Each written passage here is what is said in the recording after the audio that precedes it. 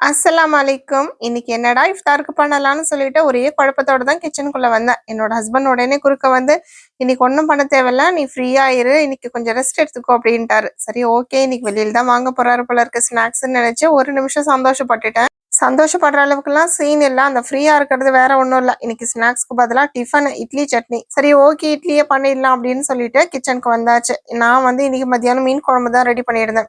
So idli dosa எது பண்ணாலுமே அந்த மீன் குழம்பு தொட்டு சாப்பிட்டா தான் எனக்கு அவ்வளோ திருப்தியா இருக்கும். ஆனா என் ஹஸ்பண்ட் அது சாப்பிட மாட்டாங்க. ஸோ அதனால அவருக்கு மட்டும் கொஞ்சமா வேர்க்கடலை சட்னி அரைச்சி வச்சாச்சு.